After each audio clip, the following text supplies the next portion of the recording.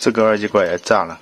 广州一个工厂寄过来的，2台机器要维修。它这个后边你看，直接是这样的啊，人家这直接输入输出线是接出来的，它是某个设备上直接用这个供电的。所以说咱们直接把它开壳看一下。拆开了，他说控制板他更换过，还是不行，最终确定是这个功率板有问题。他说是进水造成的。然后你看，确实啊，你看这上很明显进水的痕迹，然后这后边这也是，你看很明显啊。咱们下一步先看一下这个功率管，比如说 PFC 管子呀、H 小管子，这个都正常不正常？先测量一下，先测量一下保险，保险没坏。测量 PFC 管子，测量一只就行了，因为它俩是并联的。没事啊，这个也测了吧。PFC 管子也没有击穿。H 桥这4个管子也测量一下。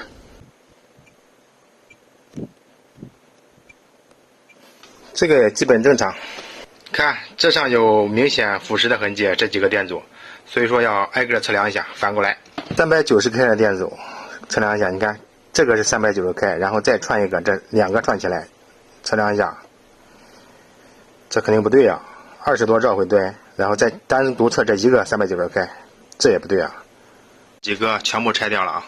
经过测量，2个这个390K 电阻啊是坏的，咱们测一个啊，看，直接开路，这也开路了，咱们直接给它更换，把这几个我全部换掉了啊。咱们清一下电路板，下一步咱们装个4代板，先装上试试啊。正常的话，再装一个它的原装的控制板。现在检测一切都正常啊，这个有小故障是没有插风扇，它提示风扇不正常，其他都没问题。有全新的控制板给它装上去，人家不是来改电源的啊，人家就是来修电源的，修好人家就这样用的。装上了，我带个加热管，咱们测试一下，这个风扇转动都正常。我是后边接了一个尾板，这样好通电，好有输出。然后咱们看一下电压啊，53伏，这边是电流，这个电流表卡的是这个线，10安的电流，也就是500多瓦，说明是正常了啊。咱们修下一个，拆开后你看2个 PFC 管子是装在里边的，这儿换上去了一个，这型号也不太对啊。然后咱们把它整个拆出来看什么情况，这就不对啊。应该是无压二极管也坏掉了，就这9K， 这10K 是对的，但这个就不对了，看到吗？说明这有个无压二极管坏了，要把这个散热片整个拆掉。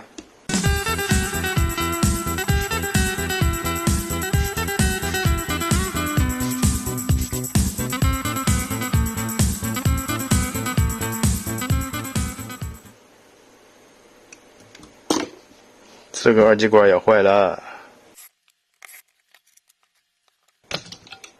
就是这个二极管啊，看，拆掉了，咱们测量一下，这18伏的无压管已经击穿了，咱们给它换上一个18伏无压管，看，经过测量 17.8 伏，这就是18伏的无压管。这个二极管是炸了，这个呢是没炸，但是是开路了，这个换的型号也不对，这个位置在这里，你看。最初也是炸了，最初能看出来这儿炸了，这儿炸了。这个管子已经装上去了，下一步装上套件，咱们测试一下。头上120伏电了，屏幕不亮，看一下什么问题啊？保险测量了，保险是没问题的。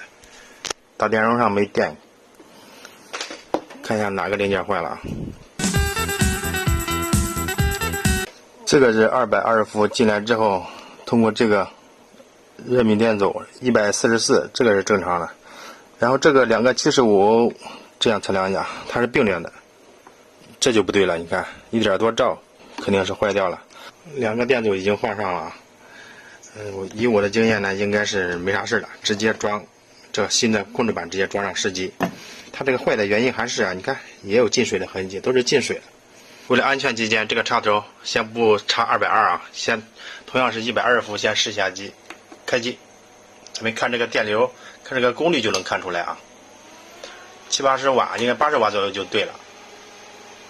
现在哎，这时候就对了。看一下这个灯，这都是正常的。接下来咱们就可以关机了啊。关机之后呢，插头就可以直接插到220伏上待载测试一下。好了，咱们看一下这电流和电压，53伏，电流10.44安。